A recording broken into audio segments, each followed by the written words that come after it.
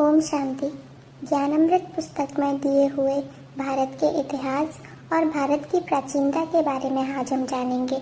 शीर्षक है क्या माने और क्या न माने। अपने पूर्वजों की शौर्य गाथाओं में हम भारतवासियों की विशेष रुचि है। यूँ किसी भी जाति या प्रदेश के लोग अपने पूर्वजों का आदरपूर्वक स्मरण कर उनके चरित्र से आत्मोन्नति के लिए प्रेरणा प्राप्त करने के अभ्यस्त होते हैं। भारत के लोगों की इस संबंध में विशेष रुचि का कारण यह है कि भारत का इतिहास सबसे प्राचीन है और भारतीय पूर्वजों के यशस्वी जीवन तथा उनकी कीर्ति के अद्भुत वर्णन भी प्राचीन वाङ्मय में उपलब्ध हैं।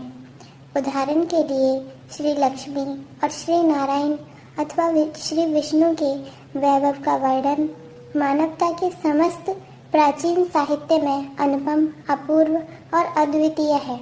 इसी प्रकार प्राचीन भारत के देवी देवताओं के आनंद और वैभव के वर्णन भी अनूठे हैं।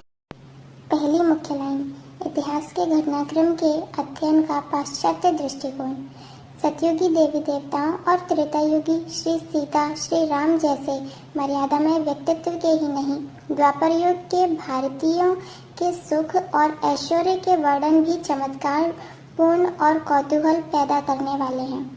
इनकी दिग्विजयों के वर्णन हैं, इनकी विशाल सेनाओं के वर्णन हैं, इनके चक्रवर्ती सम्राट अथवा समस्त भूमंडल के स्वामी होने के वर्णन हैं और इनके बल, वैभव तथा पराक्रम के ऐसे रोमांचकारी वर्णन हैं कि आधुनिक वैज्ञानिक दृष्टिकोण वाले लोग इनको कोरी कवि कल्पना या साहित्यिक बाग विलास कहकर हंसी में टाल दिया करते हैं। बुद्ध के बाद के इतिहास, ईसा के बाद के इतिहास और भारतीय गुप्त काल के इतिहास के तथ्यों का उल्लेख करते हुए वैज्ञानिक दृष्टिकोण वाले तथा इतिहासविद लोग ऐसे प्राचीन वर्णनों को अतिरंजित अथवा एक प्रकार से असत्य कहने में तनिक भी संकोच का अनुभव नहीं करते। बात यहीं आकर समाप्त नहीं होती। श्री कृष्ण और श्री राम जैसे देव पुरुषों और पूर्व पुरुषों की बहुमुखी और विराट व्यक्तित्व को काल्पनिक प्रमाणित करते हुए कथित बुद्धिवादी प्रायः कह उठते हैं, कौन जानता है और कौन कह सकता है कि श्री कृष्ण या श्री राम कभी हुए भी थे अथवा नहीं।